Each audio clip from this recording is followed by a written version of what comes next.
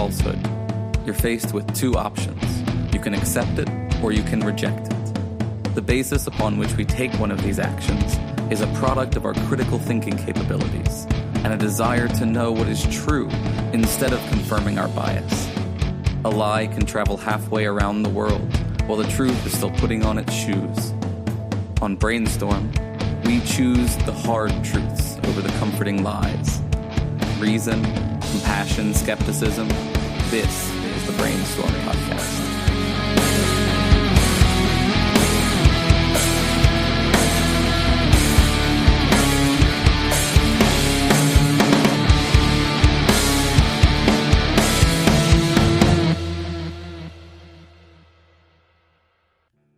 Hey folks, welcome to the Brainstorm Podcast Skeptic Studio, the interview show from Brainstorm, where we talk to a variety of folks with the intent to spread critical thinking, compassion, and skepticism. It's been a couple weeks since I actually worked on this stuff, so I'm a little bit out of practice, I guess. I want to apologize for the lateness of the episode. It's 2 days late, at least, by the time you'll get this.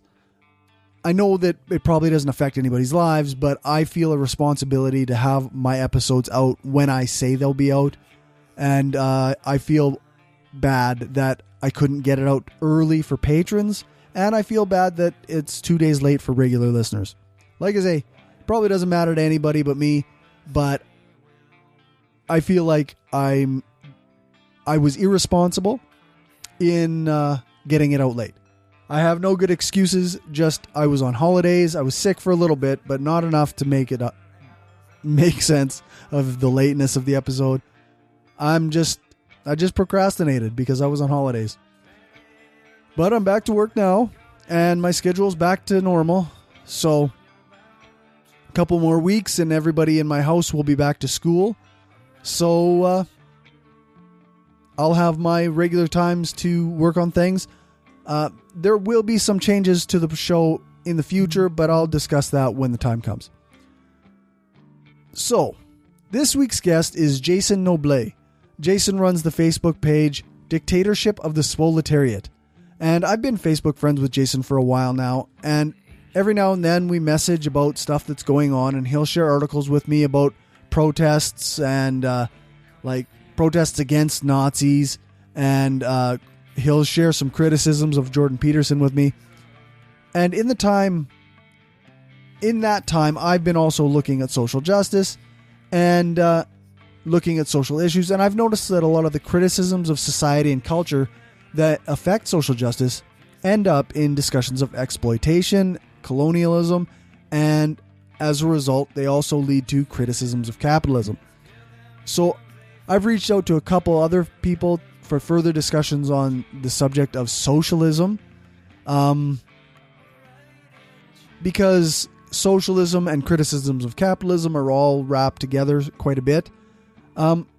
So I should have good discussions and explanations of socialism to come, but this this chat was an awesome primer on the subject, and I think it gives you a good background as to what socialism is, some of the ideas behind socialism, and some of the rebuttals to arguments against socialism. So with that, I guess here's my interview with Jason Noblit. I hope you enjoy it.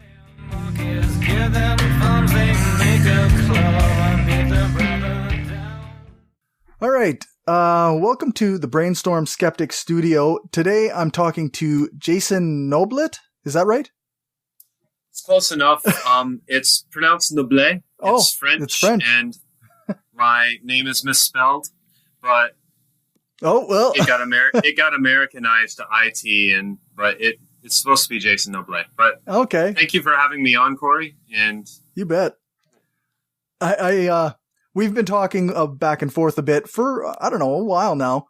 Yeah, you're a big fitness guy. I used to go to the gym regularly. I feel you there. But yeah, and recently we've been talking a lot about kind of just socialism and like social issues. So I guess one of the things that I've discovered in my recent shows is that capitalism, criticisms of capitalism come up all the time. Like it's almost like you can't talk about socialism or social issues without criticizing capitalism on some level. Mm-hmm. So I wonder, when people think about socialism, what is socialism versus what people think of it? Okay, so this is probably one of the most controversial things in all of left-wing politics, but essentially the most accepted definition of socialism is workers-owned means of production, meaning that the workers own it. And I have actually seen written from Vladimir Lenin, the ownership of the means of production must be democratically owned, meaning that the workers get to vote on how the ownership is. But this gets very, as far as like what people think socialism is, it ranges everywhere from the government owns literally everything to a welfare state like the Nordic countries. And of course, like roads, like roads. And yes, no, roads are not socialist. They are publicly funded, but they are not socialist. Right. Yeah. So, what about something like welfare? Is that a socialist program? I would say no. Like welfare in of itself, in my opinion, is actually a product of capitalism. I am having a little bit of a brain fart thinking of who came up for it, but it was I believe it was a Kaiser of Germany. Okay. But he created the first welfare state. Okay. And the idea behind the welfare state was that it would give the poor and the have-nots basically enough to keep calm and not cause a revolt and prevent more radical, more left-wing politics from actually shaking up the system or having a revolution. So, like, no, I would not consider welfare to be socialist.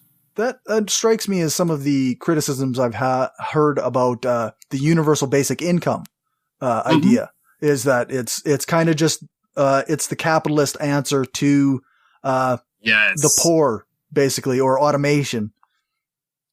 Yes, I would definitely agree with that. And one of the things you must take into this is right-wing parties are actually some of the people that are pushing universal basic income. Like Milton Friedman talked about it. And in Finland, I believe they had the trial with it. It was the center-right party that offered it, not one of the left-wing parties. Yeah. Yeah, I think in Ontario, they tried it, a very small program with it, and it was the Liberal Party that tried it, which is our centrist party in Canada. Well, that's what it should be. Only in America do we think of liberal as left-wing. Yeah, that's right. That's another term that's fun because especially in the internet leftist circles, people like to use liberal as like an insult, which I personally am not a fan of. Right. But it's I guess in modern political talk, it gets leftist and liberal is almost interchangeable by some people, but then by other people, it's not like. And they get offended by, if you, for example, I know multiple people that consider themselves liberal and they're probably social democrats and probably would even be open to true socialism. Right. But if you go, oh, liberals are horrible, blah, blah, blah, it's like they would get offended and you would actually push them away.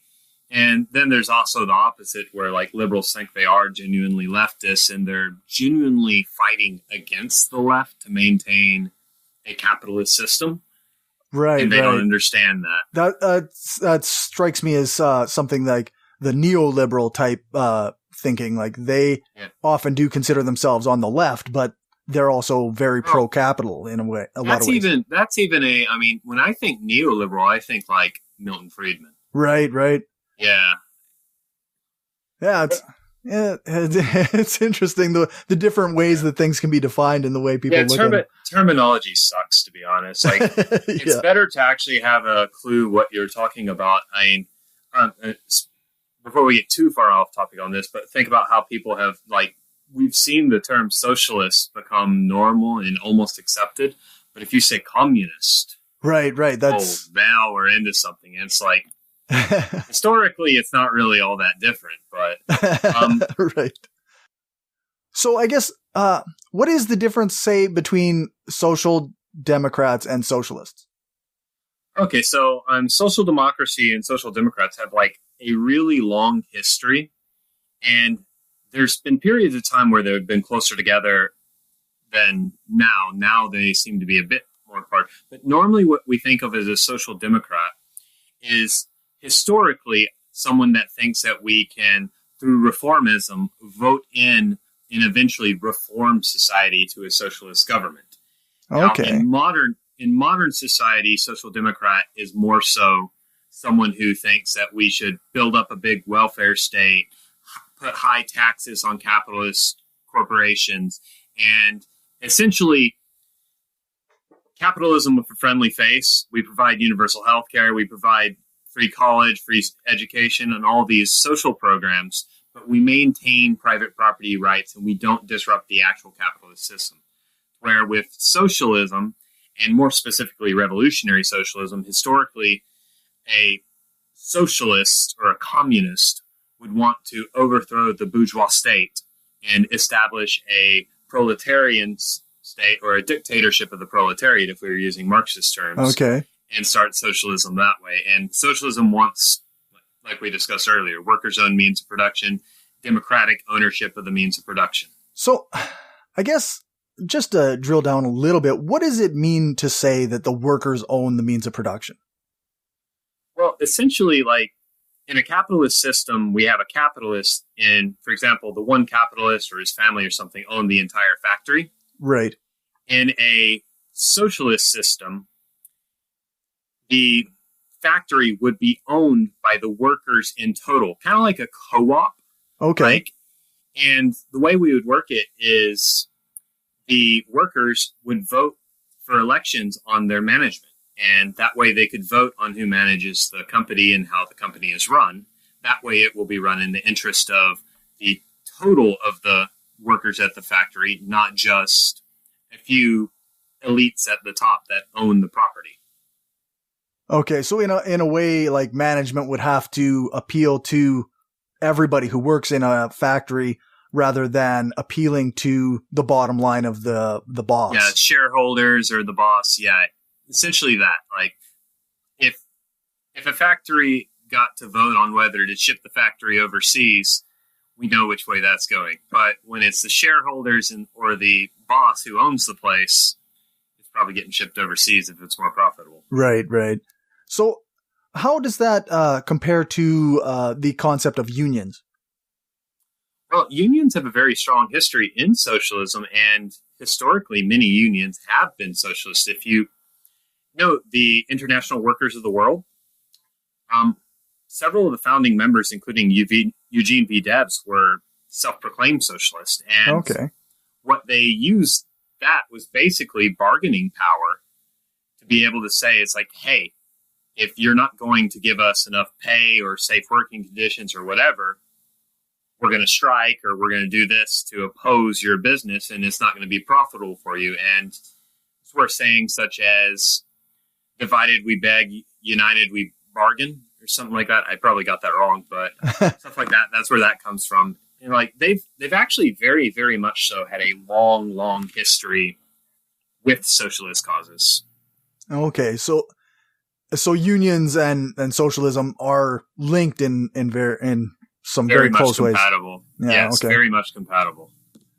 I've often identified myself as an anarcho-syndicalist, which struck me as like a type of a libertarian socialism, like almost like... Oh, very much so. I mean, syndicalism, I almost think of just like a bunch of co-ops. Right. Workers would control everything, and the difference is you don't have the state, and that's one of the differences between anarchist theory and Marxist theory. Is Marx wants a dictatorship of the proletariat, and anarchists want to abolish the state first. And I mean, we could get into the history of the split of the Communist Party and all that, but that's probably a little boring. Yeah, we'll see how the rest of the hour goes. So I guess we kind of covered the basics of what socialism is and what we are talking about when we discuss it.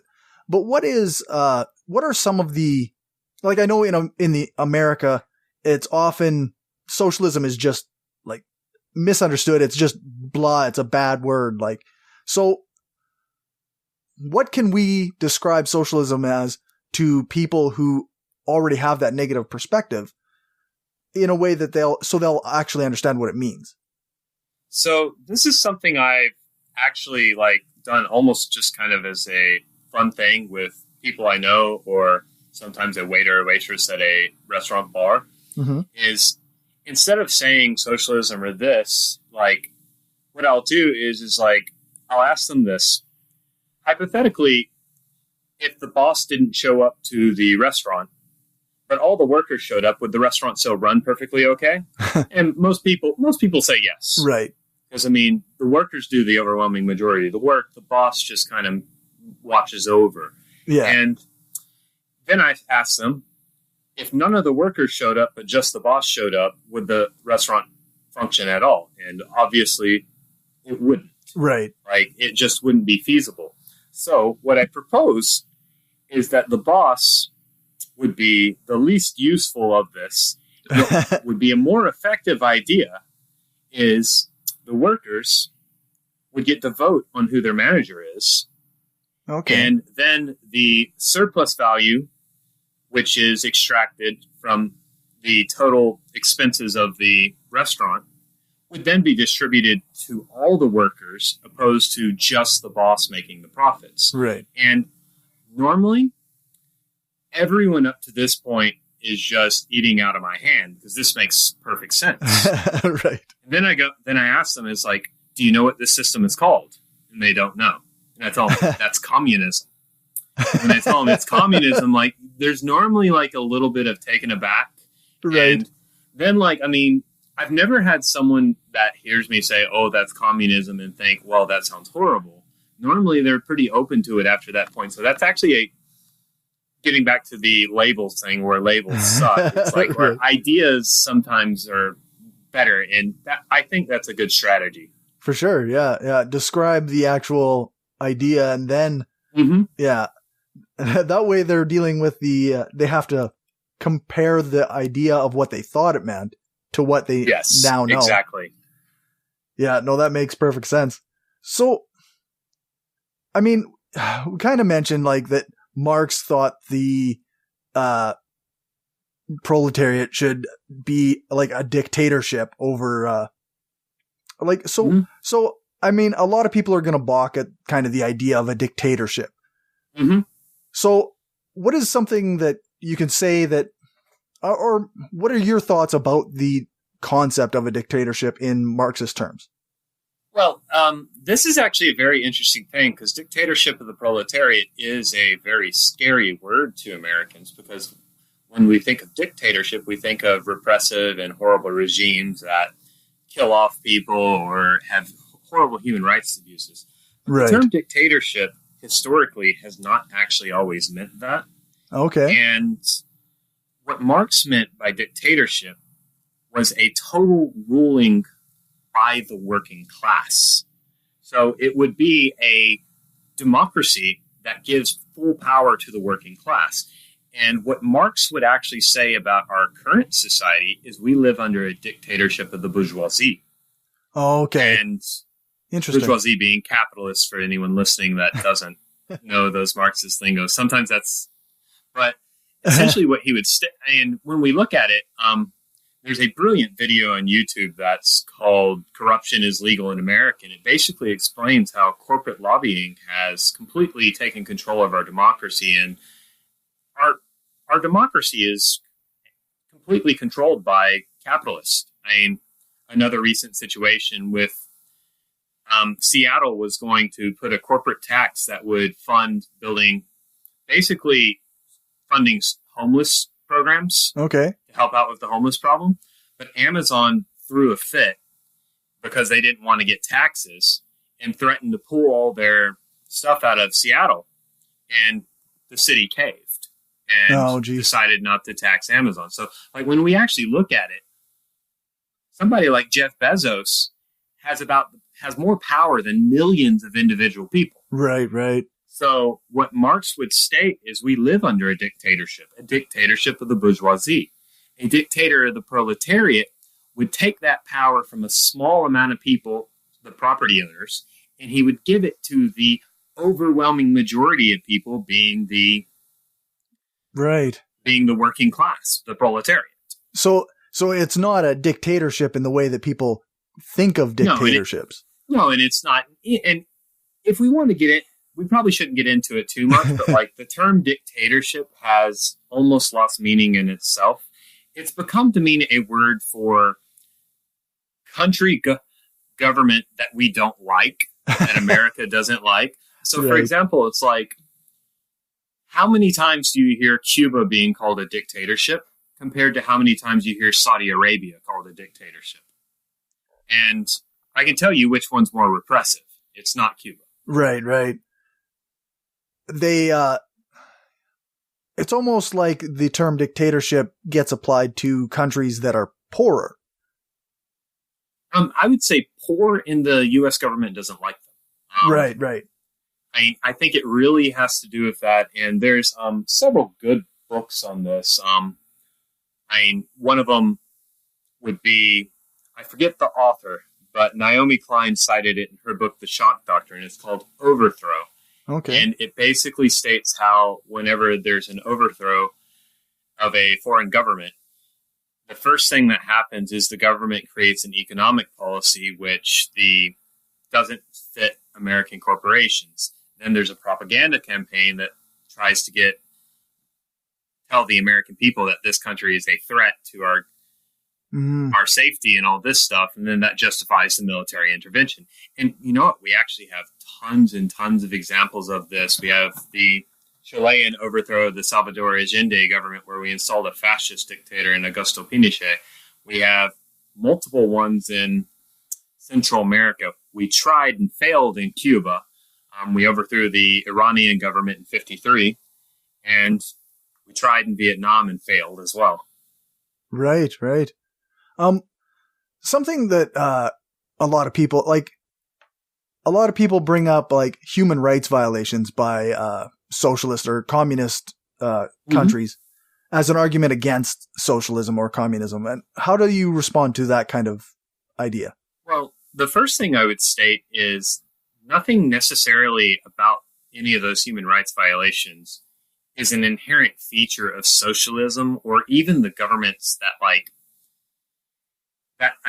there's nothing inherent about socialism about that. Right. If, say, let's just use it because this is the guy who most people think of, Joseph Stalin. Joseph Stalin apparently committed several human rights violations. There's no denying it. Right. But those were the policies and actions of Joseph Stalin. We do not look at, say, Augusto Pinochet and say those were the actions of capitalism. But when Joseph Stalin executes people, that's communism. Right. So it's very much an ideological bias. And we look at any bad thing that happens in communism or socialism and say communism did that. Anything bad that happens in capitalism, we take in the nuance and we say, no, it was this individual. Right. This is why it happened. And it's basically just people being biased and not understanding that even in communist countries, there's necessary nuance to understand why bad things happened, and we should be better about that. And also, let's not forget, the United States has a human rights record that is absolutely abysmal. It's just that we don't like to mention ours. Yeah, I saw a video in a Facebook group that I was in talking about something like capitalism or socialism killed X number of millions of people. Yes. And I thought, well, I mean, did communism kill those people? How many people have technically died because of exploitation under capitalism? It seems like I don't want to play the whataboutism game, but it seems like a false kind of balance. I mean, whataboutism, like all logical fallacies, there's sometimes where it's almost excusable because you have to. Right. But there's a book called The Black Book of Communism, and it accuses communism of having killed 100 million people, and it commits this basic lie. And also it uses literally the highest estimates of all it. For example, what it requires is the highest estimate of the Great Famine in China under Mao Zedong, and it requires the highest estimates of those that died under Joseph Stalin in the Soviet Union. And like the reality is like I've studied both of those enough to know that the highest estimates of both of those are just completely false. Right. And there's also like people died, but it was nowhere near as many as they claimed in this. And there's also like some really dubious ones. I believe it counts several of the Nazi casualties in World War II as deaths by communism. And I just don't feel bad about dead Nazis. I'm sorry. Does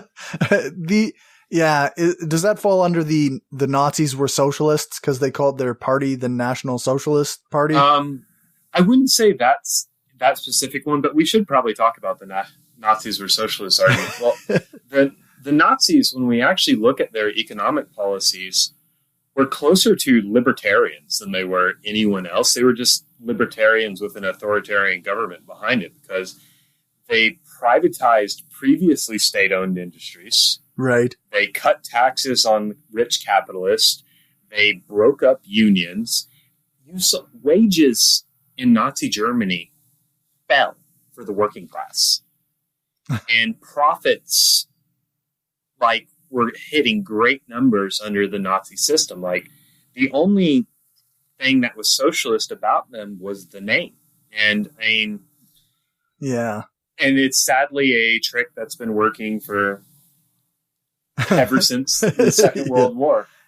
Yeah, it's still something that a person sees like pretty regularly, even when talking to like actual white nationalists and stuff. Yeah, and unfortunately, like to be fair, some of the Nazis and the neo-Nazis, they've always appropriated leftist rhetoric. Like they've used terms like bourgeoisie and stuff like that, but bourgeoisie to them means Jews. And like they use some of these terms, and what it was meant to do was confuse people in the working class in Germany of that day to think this was a working class party when it was really the racist Nazi party. And something else that's interesting, speaking of the Nazis, they had very strong support by many major capitalists in Western Europe and the United States. Right. Many of the like libertarian thinkers loved fascism. They saw fascism as a great like counter to the Soviet Bolshevism. And also Henry Ford was essentially a Nazi. Like we don't know this, but like Henry Ford like was very sympathetic to the Nazi cause. He was a blatant anti-Semite, and he basically had factories in Germany, and I'm pretty sure he actually sued the American government for bombing his factory in Germany and won. And he won. Really? Yeah, he won the lawsuit.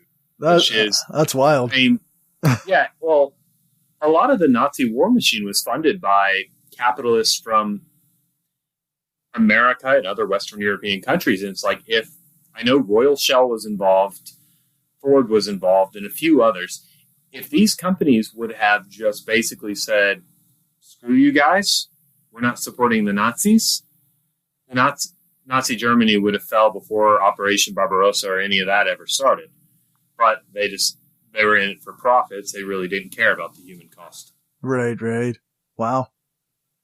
So what are some of the other kind of arguments that you've heard against socialism? Well, one of the most popular ones is, and this is another funny one because it's really easy to debunk, is that socialism is for lazy people that don't want to work. It's for the people that want to sit on their couch and eat potato chips and then create the money. And the thing that's wonderful about this is it's exactly the complete opposite. Right. Socialism is very, very much about workers working, and the only thing that you get is from what you work. Everyone that's capable of working works. Marx's saying, from each according to his ability to each according to his need, essentially states that you should work to your capable ability and you should take what you need. And so for example, a healthy person will work pretty darn hard. Right. They'll take what they need. a disabled person won't have to work much at all and will take what they need.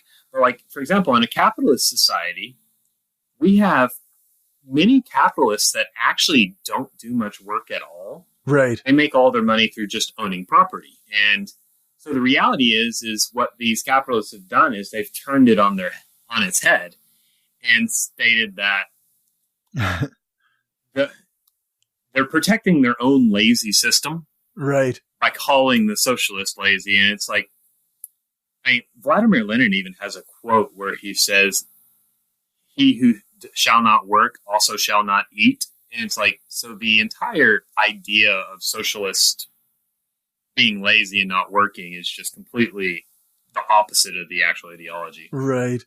What do you think? A lot of people that I've seen, when they talk about or present ideas about communism or socialism, they present it in like a grayscale video, and it's like all drab and black and white, and like there's no art or there's no luxury. So what do you think of that? Like, I mean, it seems to me that there's a lack of luxury isn't necessarily a lack of like well-being. Yeah, I would say a lot of that comes down to the idea that capitalism provides creativity and all this stuff, which I can actually get into an argument that capitalism actually stifles creativity far more than it creates.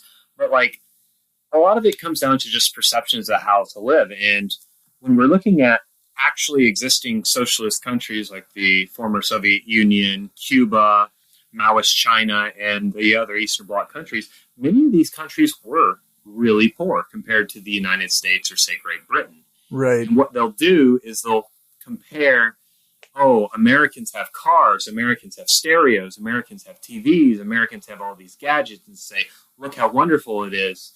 And then the socialist country, they meet basic needs. They have a house over their head, they have food to eat and all this stuff, but they don't have nearly as many luxuries. And what I would argue is two things going on there. One, there's a cultural difference to where, because of different factors, people value things differently. In a capitalist society, we have what's called commodity fetishism, and we feel we have to have as many commodities as possible to feel happy. And on the other hand, the reality is these socialist countries were poor compared to the United States. Mm-hmm. And in my opinion, this isn't as much a factor of socialism, it's that they were extremely poor before they became socialist, and they needed that time to develop as countries themselves. I mean, when these countries, like, for example, when the Soviet Union had its revolution, it was semi-feudal. Right. Like, it was extremely poor, way behind Western Europe and the United States in development. It didn't have its industrial revolution until the 1930s. Okay. Yeah, so they actually grew, and Soviet Union actually grew pretty darn fast under a socialist command economy. So,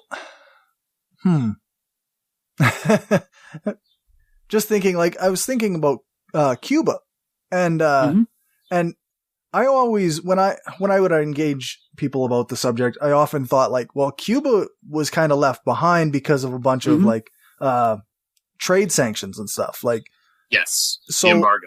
Yeah, so I mean, it wasn't necessarily the government that caused, or the economic system of socialism that caused them to be a poor country. It's that nobody, like, major countries weren't trading with them. And that's actually a great one to mention, because if you Google human development index and then you go to the regional ones, Cuba is 9th in all of North America. Oh.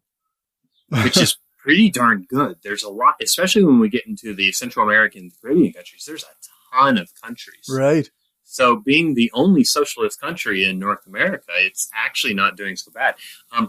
For example, Mexico is 10th. Okay. And I'm pretty sure that the only countries in South America that are better than Cuba are Argentina and Chile. So, like, Cuba's Human Development Index is, and I don't think we should judge the Human Development Index as an all-encompassing thing of how successful a country is, But according to this one specific index, Cuba has better living conditions than the overwhelming majority of North and South American countries. Wow. So not as bad as it's portrayed kind of in the media. No, not nearly as bad. And that's going back to what we were talking about. It's like countries that have government or economic systems which don't fit the Washington consensus get talked about as being much worse than countries that do. And a really good example right now, because this is the hot topic in conservative news, is Venezuela. Right. But we don't hear about the massive strikes in Brazil over their austerity measures. We don't hear about Colombia, which has had horrible right-wing policies going on. We don't hear about these other countries that have equally as bad issues, but we do hear about Venezuela because they have a socialist government and Nicolas Maduro is a dictator. And it's like, if he's a dictator, so are all these other guys. And yeah, right. it's more ideological than it is factual. It's interesting. I mean, it wasn't that long ago I considered myself a pretty staunch, I guess maybe now 10 years or so ago, a pretty staunch capitalist. And we used to really speak of socialist countries as though like dictatorship was just the norm for them. Like that was just the way it was. Socialism equaled dictator. So yes. Or a communist dictator. Yeah. So I guess, what is the difference between socialism and communism? Okay, so this is actually this is another controversial thing because, for example, sometimes you'll hear somebody say the Soviet Union wasn't real communism. Right. And then the right-wingers will just throw a fit over that. When technically they're correct, because here's the difference between socialism and communism. Socialism is a historical stage of development, and so is communism. These are two separate stages in what in Marxist theory is called historical materialism. And it basically starts with primitive communism, which is like early indigenous hunter-gatherers and stuff like that. Feudalism. Then we get to capitalism. Then after capitalism, we have socialism, which after the overthrow of capitalism, we have socialism. Okay. And after with socialism, the state still exists. The workers have seized ownership of the means of production. And in communism, the state withers away and money ceases to exist.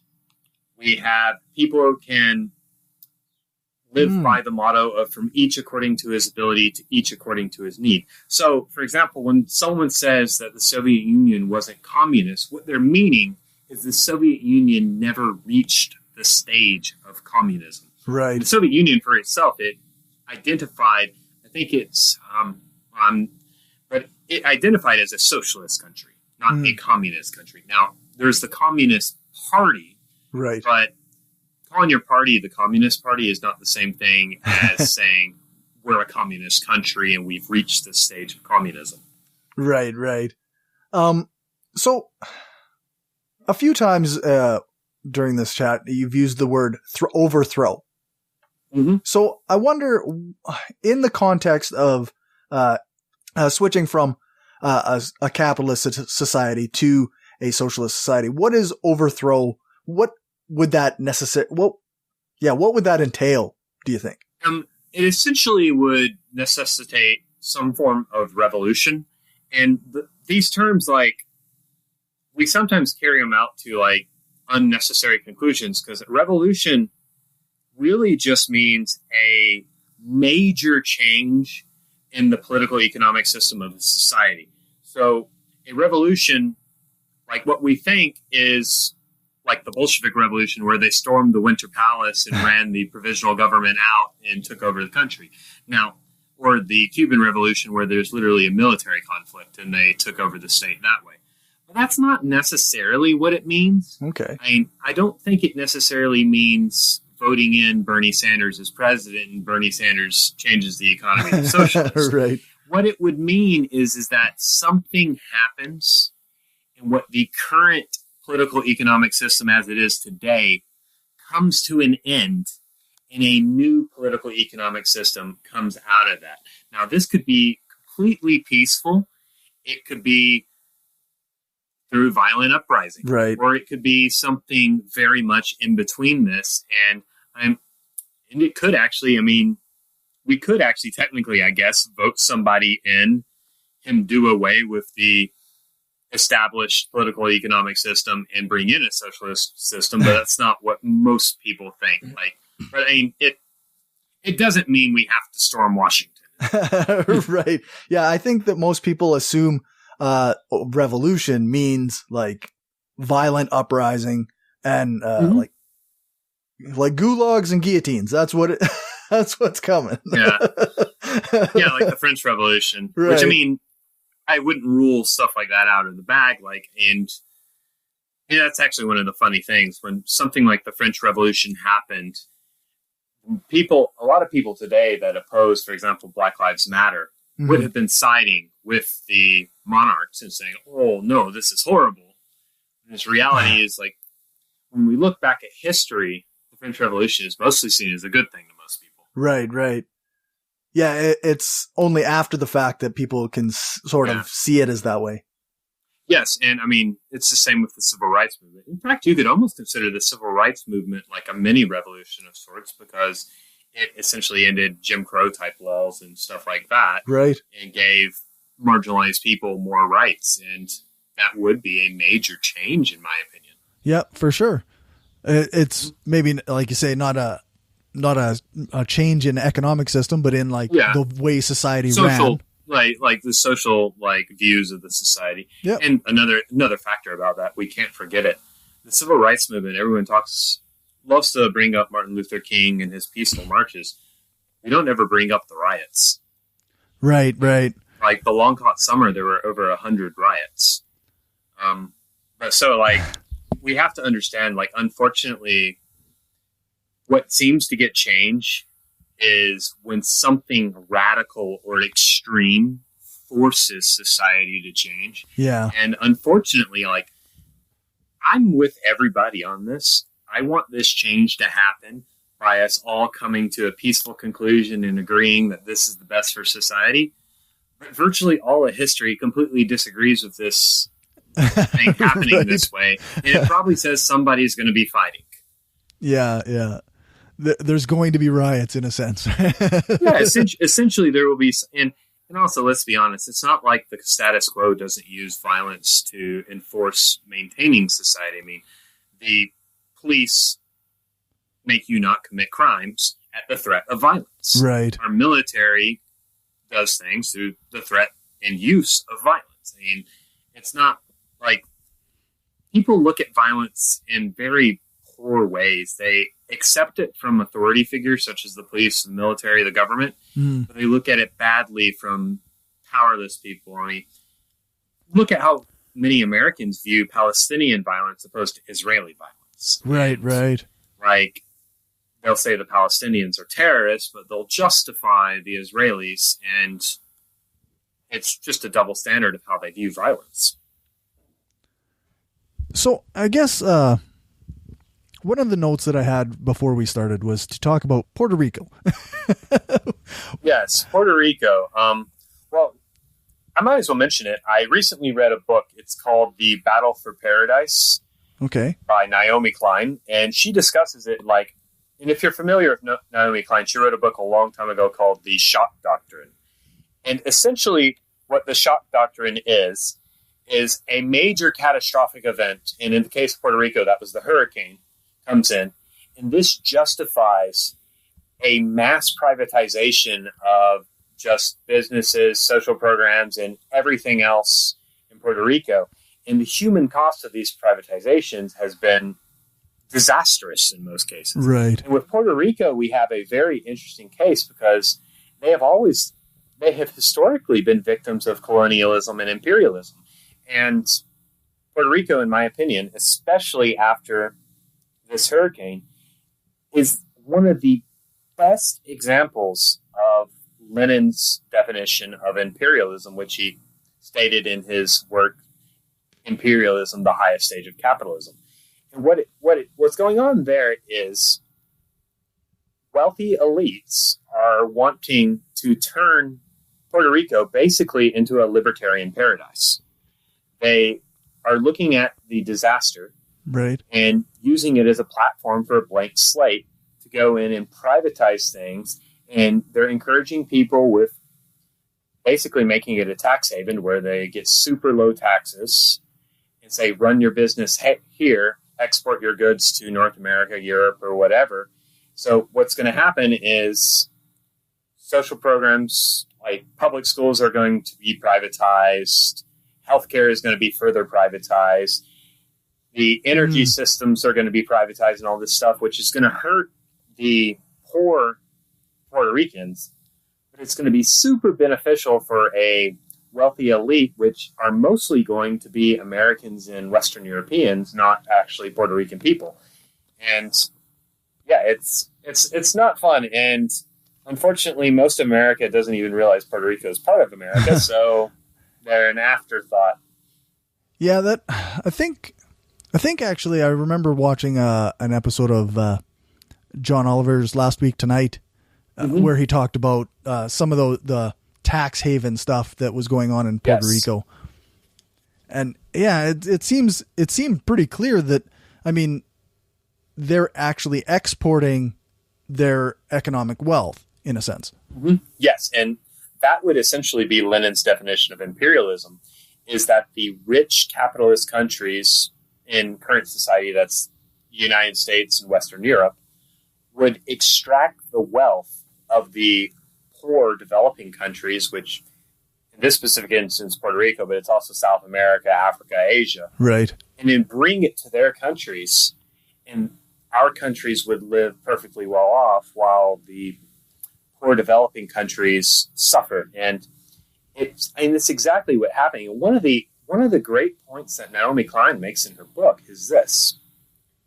The farming in Puerto Rico is mostly like large-scale farming of like one or two cash crops. Okay.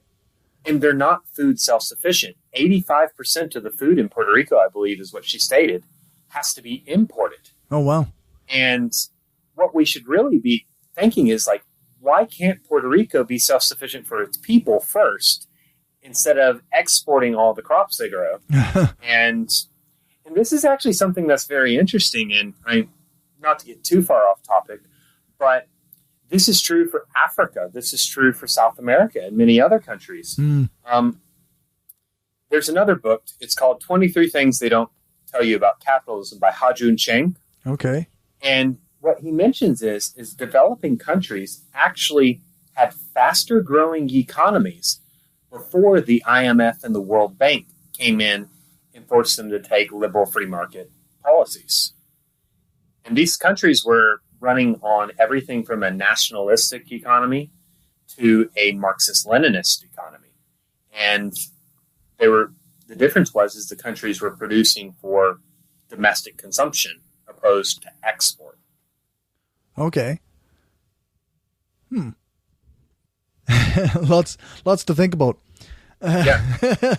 Something like I'd be remiss if I didn't ask about Chile.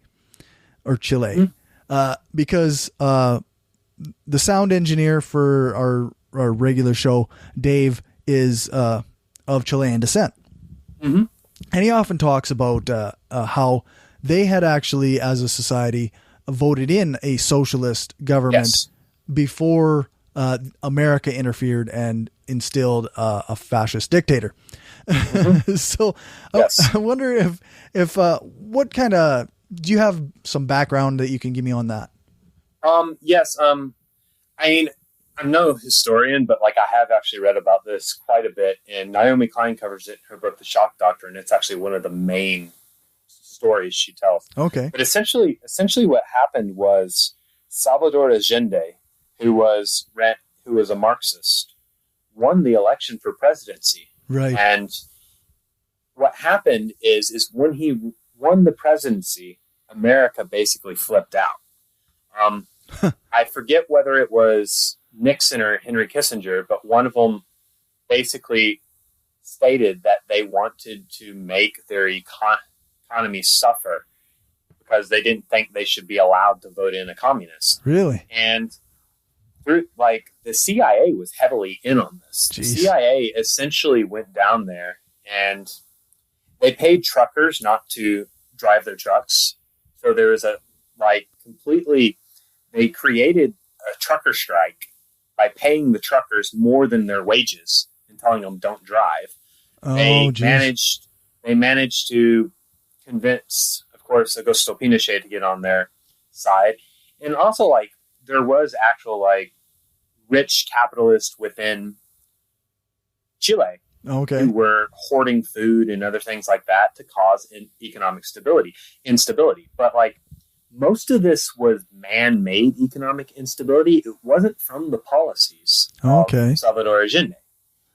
But after this happened, that's when Augusto Pinochet, who the CIA had convinced that Salvador Allende would turn Chile into a Stalinist terror, he leads a military coup, kills Allende, kills anyone that was sympathetic to the Allende government, and essentially turned them into a fascist free market hellhole. Right. And he turned the Olympic Stadium into basically an execution site. And yeah, it wasn't pretty. He completely ruined the economy too.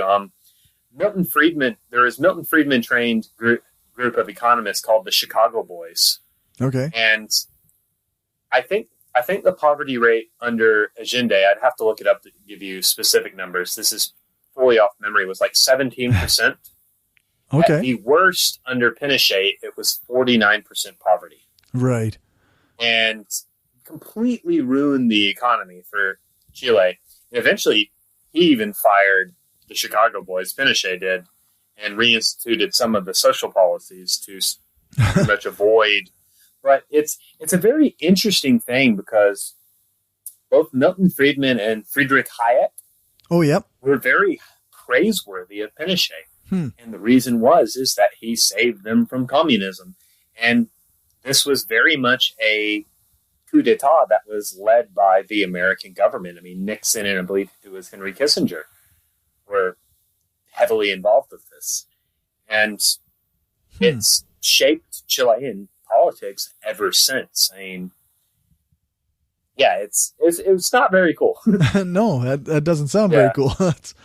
Wow. No, not at all.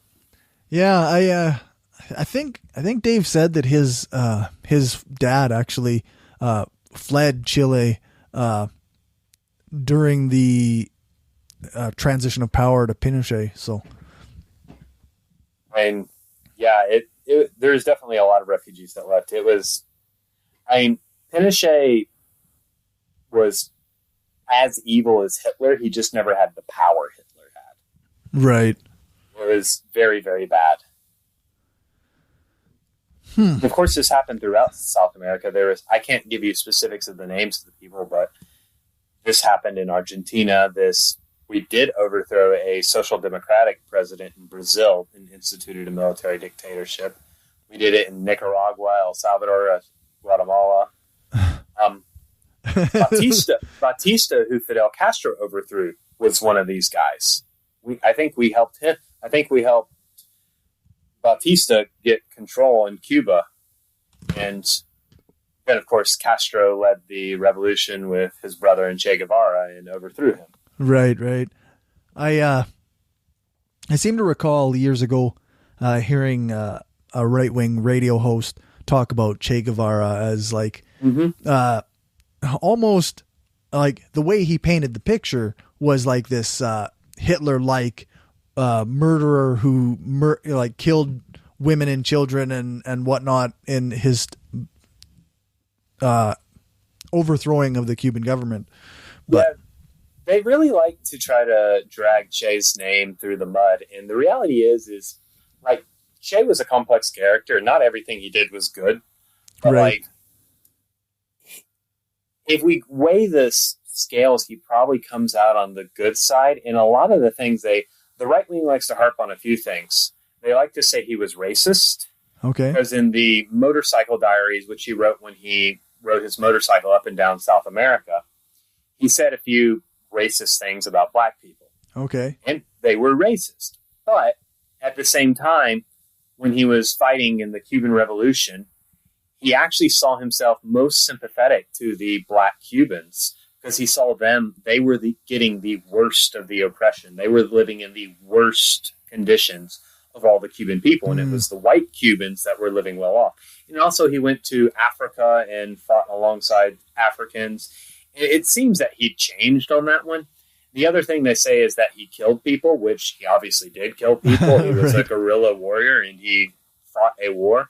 Now, the women and children thing, I think, is completely false. Okay. There's a picture on the internet showing a guy from behind holding a gun at two women, and that's actually, I believe, a right-wing group in El Salvador. It is not Che Guevara, but that's where that comes from usually. And the other thing they talk about is the revolutionary executions right after the revolution, because they did kill a lot of people.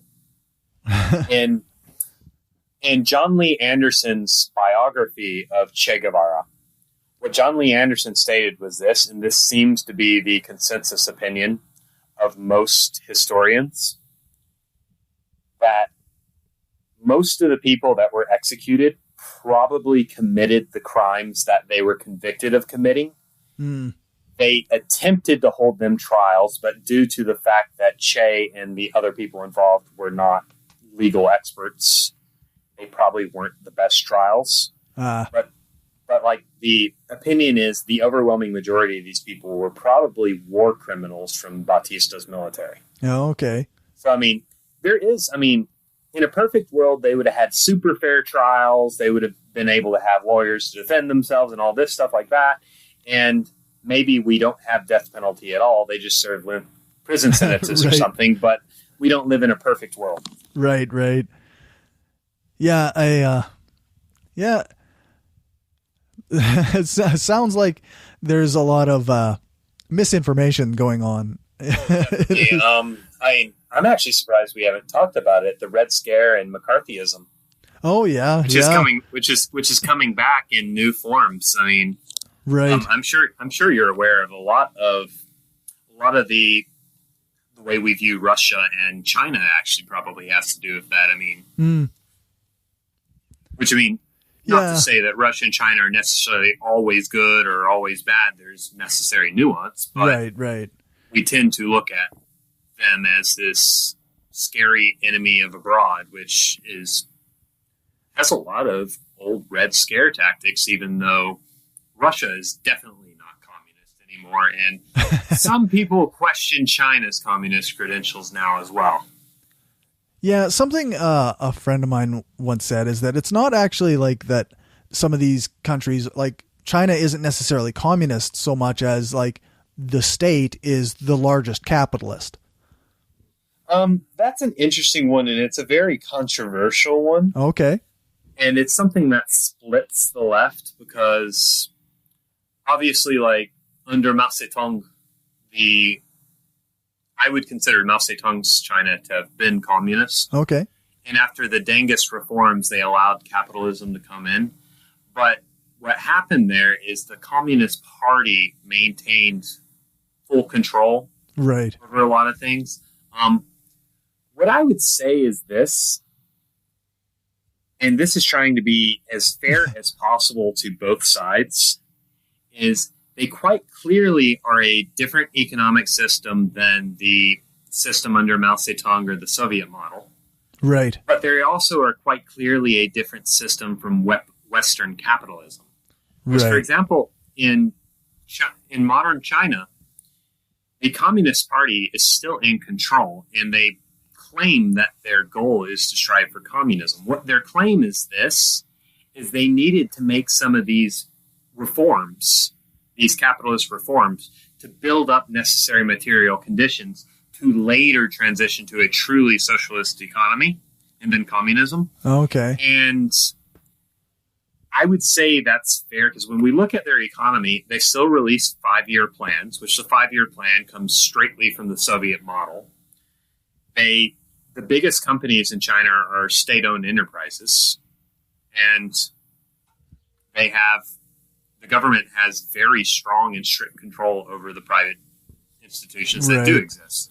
Now, obviously, there's flaws in their system, and I'm not endorsing their system necessarily in any way. It's not condemning it either.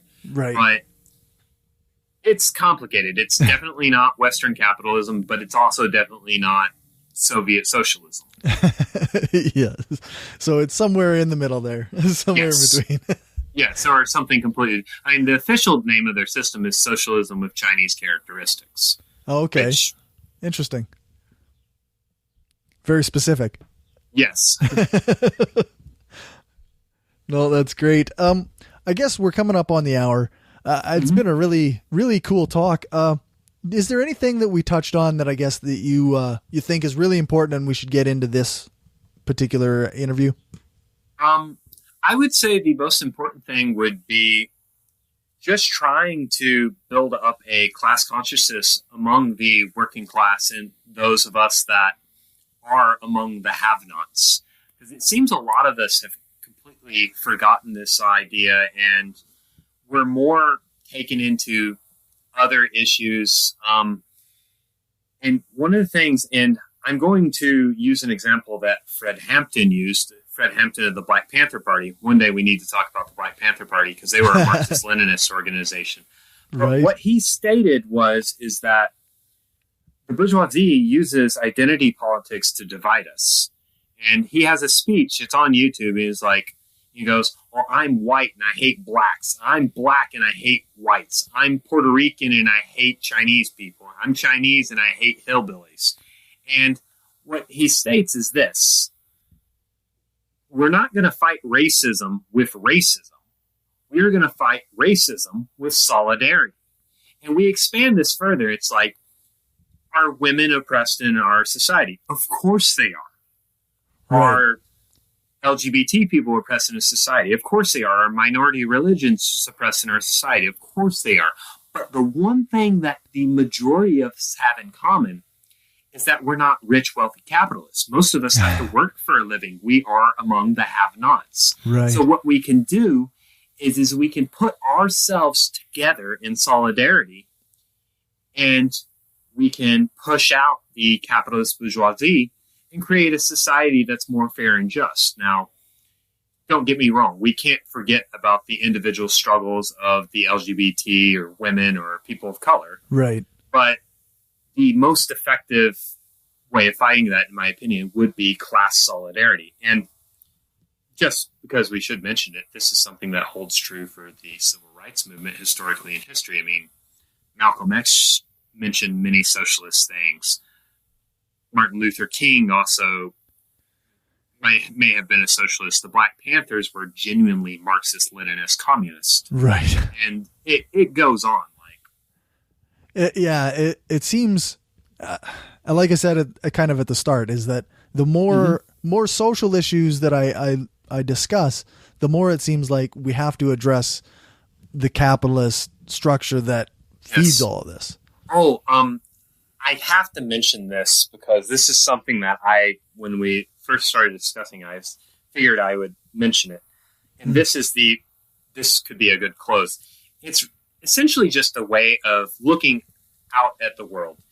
And this was mentioned in a book I recently read. It was called Marxian versus Neoclassical Economics by Richard Wolff, who is a Marxist economist.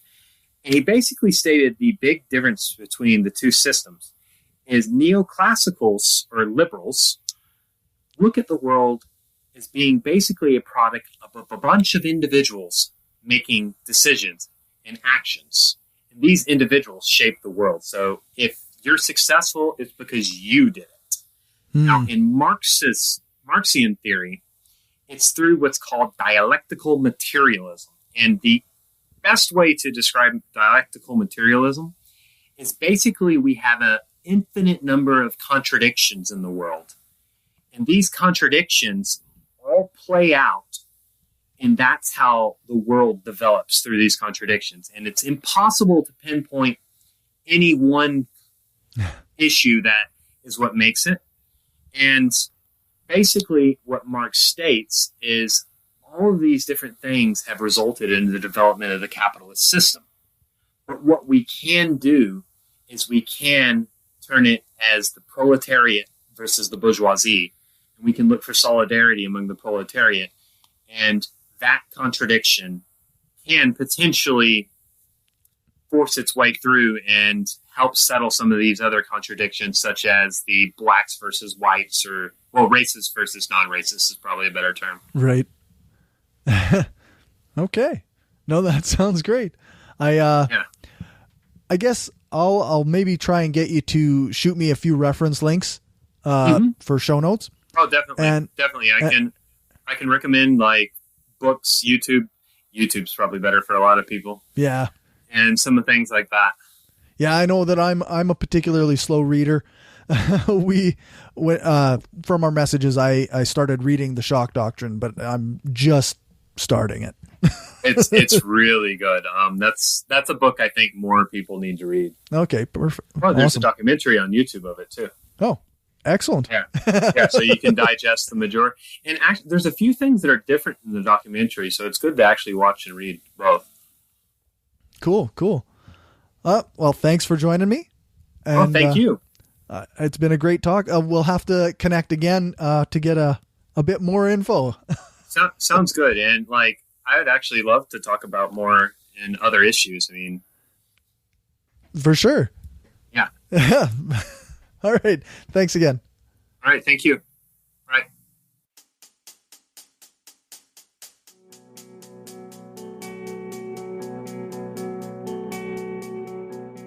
Okay, so that's the end of the interview. I really liked this one. I hope you did.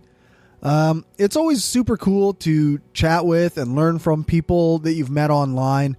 And Jason is no exception. He's clearly a very smart dude and really knows his stuff when it comes to socialism and Marxism. If you have any leanings towards Marxism, then I highly recommend following his page, Dictatorship of the Swoletariat. I will put that on Facebook, I will put that in the show notes so that you can link it. Jason, last time I talked to him, was on a 30-day ban from Facebook, so you'll have to click the little thing that makes you get notifications so that you know when it's back up and running. I'll provide, like I say, a link to that page in the notes, and I'll also provide a link to his Twitter, which is @MarxistSoccer. Before I do the feedback and outro stuff, I want to apologize again to everybody for getting this out late. I would love to blame Patreon because I got locked out of my Brainstorm account, but I did leave things too long and procrastinate too much. I got in finally to my Patreon account, so everything should be working now again. I would love to be able to set something up separate from Patreon, but we don't have enough financial supporters for the show on either side of the thing, either the Hardcore Skeptic or on Brainstorm, for that to be worthwhile. Maybe in the future I'll look into setting something separate up where people can go and subscribe through that instead of subscribing through Patreon. All right, so I got a little bit of housekeeping to do. First, I gave away 2 books after the Karen Garst episode. Randy Lamonda got the copy of Conspiracies Declassified, which he said he was going to give to a conspiracy theorist friend of his, which I love. And Jesse Hoffner got the copy of Women v. Religion. I'm happy that I could help promote great books by great people, and I hope to have more interviews with authors whose books I can give away a copy of. There's something about sending books to listeners that makes me a very happy podcaster. All right, so on to feedback. There's not a ton, there's a little bit. Will Driver sent an email after the episode with Aaron Rabbi, and he says, I know you more or less changed your position on absolutism, but after listening to Rabbi's arguments, I'm still a relativist. Morals as a society change over time as society changes. Our personal morals change as we learn and grow. morals are somewhat situational too. Even after listening to the conversation, I could not grasp how one reaches moral absolutism, though I will say morality can be absolute within a constructed framework, but it is not absolute in and of itself. Meaning, if the framework changes, so do your absolutes. All of that said, I have taken 0 philosophy classes and only read about philosophy and morality casually, so I have added Rabbi's podcast to my list and look forward to reading more. And I think a lot of it comes down to what you define as objective versus subjective. Like the way that Aaron defined objective morality is morality that is external to the person. So I think that in itself is the key right there. Like, it's not as though we discovered that murder was wrong in the same way that we discovered Pluto wasn't a planet, right? Or that we discovered a new asteroid or something like that. Like, but both are external. Murder, based on the definition, is wrong because it's wrong. Because of the definition of the word murder. It is external to your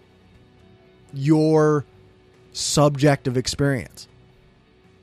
And I think that that's part of what he means. Obviously, it's much more complex than I can say in the next 10 minutes or 5 minutes or 2 minutes, whatever I happen to ramble on for. But I find that morals seem objective in some very real ways, right? Like, I say murder is wrong. That's a fact, right? We can say that because we know the definition of murder, we can say that that is wrong based on just as a fact. We can say slavery is wrong. We can even say, based on the information that we got in the past, that slavery was always wrong. We just didn't realize it. It has objectively negative outcomes for society, for individuals, and for anyone kind of in process in slavery. Anyone who is a slave is hurt by it. Many people say that those who were slave owners were hurt by the act of slavery, of owning slaves. So in many ways, there's measurements, objective measurements, that we can look at external to our personal values that tell us if something is good or bad as a system or as an act. An act can be based on a number of different information sources that we get. And I mean, I'm rambling on here a little bit, but that's all to say that part of me says that, of course, some morals are objective. Some things are objectively, morally good, and some things are objectively, morally bad. And they will remain, though, good or bad, regardless of the society that we live in, or even our own personal value system, if that makes sense. That's not to say that I can prove that in some pure way.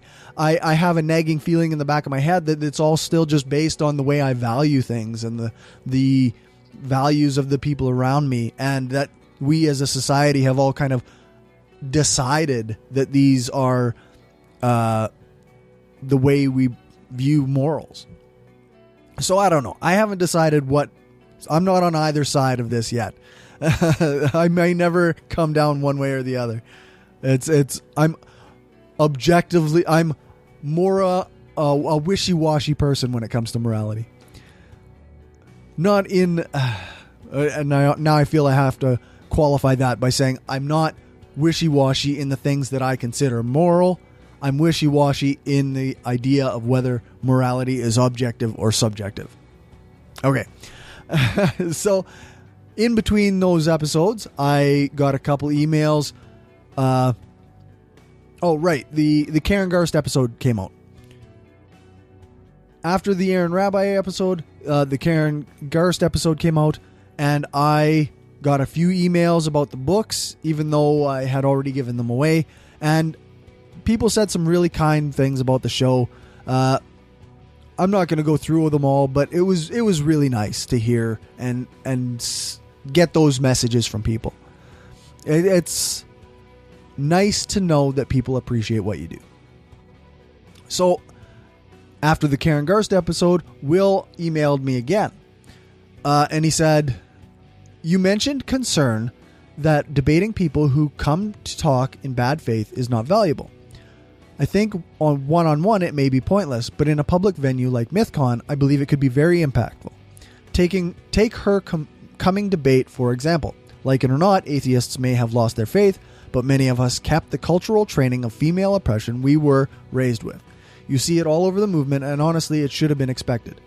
The power of Karen's debate will not be her impact on her partner, but the impact on her partner's followers at MythCon and the internet at large. Beyond that, there will be many in the audience who think they have cleared out all the oppressive crap that religion and culture have laid on them.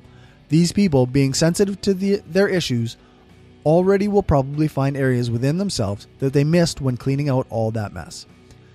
And yeah, the point of engaging with these folks isn't really to convince them because they won't be convinced. But I'm not so sure that you can even make the smallest dent when it comes to their followers either. I'm reminded of my discussion with the YouTuber anti-feminist Morally Gray. His viewers weren't impacted by the discussion at all. They just thought that I was a dude who had been brainwashed into the cult of feminism and social justice. They didn't even give the things I said a decent critical examination. And I'm more and more worried that people simply aren't able to be reached once they've hit a certain level of dogmatism and an unwillingness to change their minds.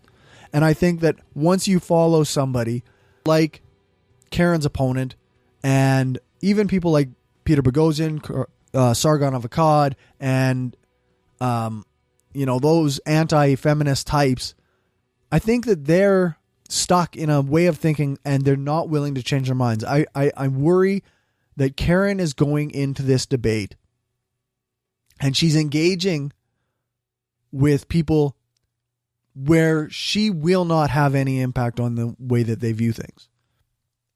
Maybe she will, maybe she won't, maybe I'm just being cynical, but I worry that has no effect. And I worry that some of the tactics that anti-feminists use can undermine the viewpoint of feminists to people who are on the fence.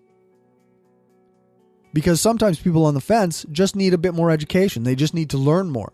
They need to look at feminist videos and learn what feminists are actually saying. They don't need to see a debate between somebody who's trying to convince them that women still need feminism and somebody who thinks that women should not have the right to vote. But that's me. Again, this is one of these things where we all kind of back and forth have our own opinions and disagree, and I really appreciate the emails, Will. I'm not sure if we agree or disagree, but it's good to hear from you anyway. So I have a couple of YouTube comments. On the video from a while back, we talked to Dusty Hennenfent about prayer in school, which was, the case was that Dusty's kids were at a school where they were doing the Lord's Prayer in a public school. And she petitioned to get that changed and to have them stop doing that. I believe she was ultimately successful. I might have to double check with Dusty again sometime in the future here just to make sure I know the full story. But this comment was from a person named Zachary Ellis on that video. And he says, "Your kids had the right to leave the room if they didn't want to be part of the routine, and yet it wasn't good enough. The Lord's Prayer was a tradition at Lyndale for many years, and just because you didn't agree with it didn't mean you should have made a decision for all of Moose Jaw. Just my opinion. Sorry if you don't like it." And frankly, I don't like it. It's a garbage opinion. What you're talking about is discrimination against Dusty's kids because they don't follow the same religion as the majority. This is the same as discrimination against kids from any other religion and isn't okay.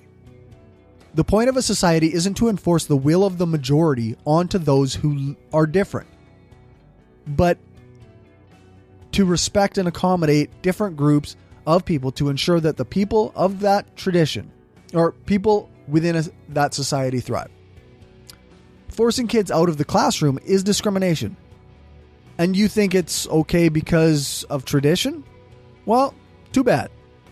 Tradition isn't good enough reason to do a thing that infringes on other people's rights. Of course, you're ignoring the fact that it wasn't just playing in the classrooms, but also in the hallway, which is how Dusty heard it. She never would have known this was going on if she hadn't heard it in the hall. And that means you're not just forcing kids to sit out in the hall while your privileged kids get to take part in the religious ceremony of their choice. That means that you also think they should be put out of the school while that's going on. Because they'd have to sit outside to not have to be subjected to your religious ceremony. And that's not okay. As for it being opinion, well, you're wrong. I mean, yeah, it's your opinion. It's a wrong fucking opinion. You don't get to pretend that the fact that you're wrong and haven't thought through this enough or haven't thought about this through any perspective except your own is okay just because it's your opinion. That's bullshit. That's a cop-out. That's saying, I know that I'm just spouting nonsense, but it's my opinion, so you don't get to criticize me. Well, fuck that, and fuck you. Sorry. You don't want to live in a society where people are treated equally. You want privilege. And that's shitty. And that's just a shitty thing to do. So, I guess that's that. On the episode with Mandisa Thomas on being a black non-believer, JC's Turn 68 said, as long as black people leave everything in God's hands, they'll always be at the bottom in America and the world. And I don't know. I can't say it any better than that. I find that I wholeheartedly agree with that. Like, I think anybody who is putting religion at the start of their life is missing out. I don't think that we'll ever reach, as society, will ever reach any equality of any kind as long as people are clinging to ancient and outdated beliefs. Now, obviously, I'm not black, so I can't speak to anything, any personal experience in that way.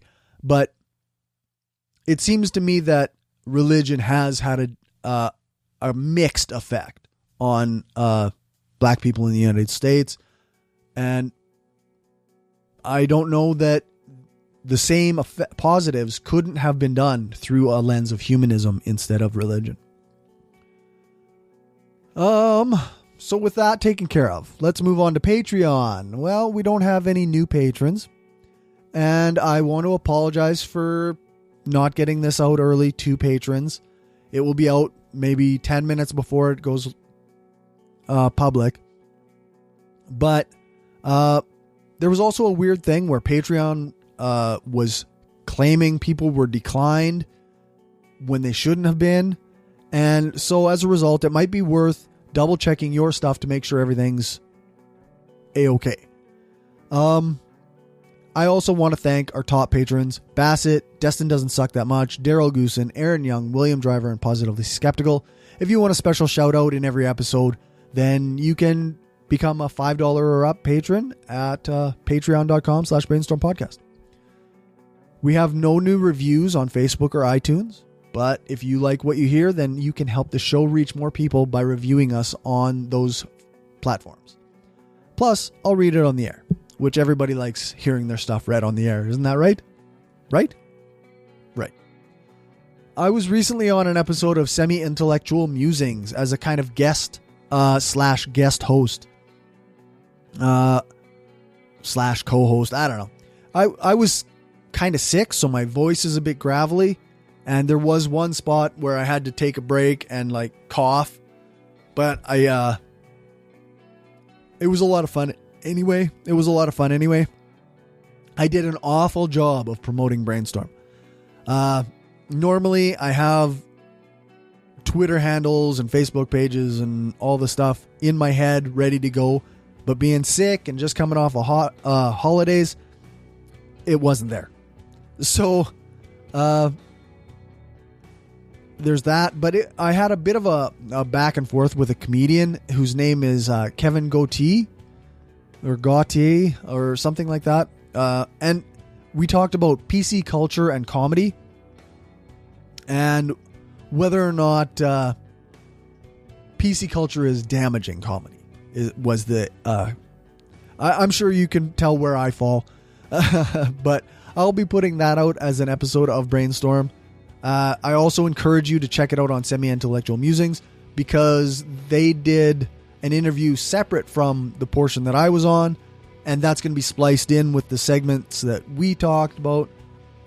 Phil is an amazing editor for podcasts. He can cut things together very well and just create like a flow of an episode. It's definitely worth listening to. I will put links to that episode in the show notes, and I'll also link the Semi-Intellectual Musings Facebook page and Twitter account. For everything else, you can check out the show notes at thebrainstormpodcast.com or our website, brainstormblog.net. Thanks to our financial supporters, Bassett, Keith, Kim, Janet, Stephanie, Zach, the Utah Outcasts, Will, Aaron, Daryl, Bob Glenn, Destin Doesn't Suck That Much, Magnus, several species of small furry animals gathered together in a cave, Positively Skeptical, Rob, Chris, and Larry. If you want to join them and help the show grow, then you can do that at patreon.com/brainstormpodcast. Or go buy some stuff at tpublic.com/stores/brainstorm-podcast-gear. That will be in the show notes as well. Or you can go to our brainstormblog.net and click the support button. It takes you to a place where you can buy shirts, support the show in a variety of ways. Thanks to Dave for our intro music. Thanks to Aaron Rabbi for doing the voiceover for our intro. You can find his podcast at voidpod.com. Thanks to Alex Capper Murdoch for doing the voiceover for our ads. And thanks to Jason Camo for our outro music. You can find his stuff at aloststateofmind.com. All music played is either with permission or under the SOCAN license to play. For more information on SOCAN, you can check out the music license info page on our website, brainstormblog.net. Remember to give us a rating, a thumbs up, or a fave on your podcatcher of choice. Join our Facebook group, like our page, follow us on Twitter, share the show, and spread the word. Thanks for listening, and remember, the truth matters.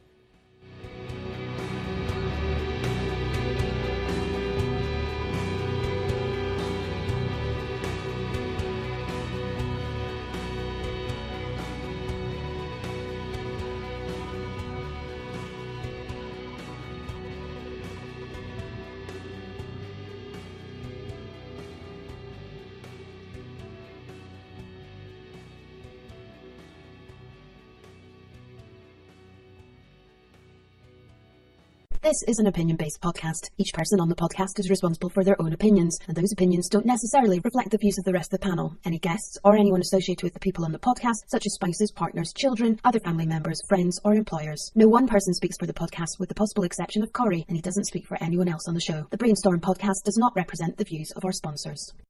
Maybe he's trolling, but we don't know. But at the same time, it's not really a good troll because all he did was make a bunch of people think he's a complete idiot. But then there's also do you know who Slavoj Zizek is? Yeah, actually, I haven't paid any attention to him before, but I've recently seen his name coming up a few times. Slavoj Zizek has a term called liberal communist, which a liberal communist is essentially like a billionaire philanthropist, like Bill Gates. Oh, okay. So he donates a ton of money to charity. He builds up this reputation of being someone that cares for the poor and cares for making. And Elon Musk fits that to a T. Right. And I think that's what he actually thinks being a socialist is. And it just isn't. Right. Yeah, jeez. Yeah, it's... Yeah, I don't know.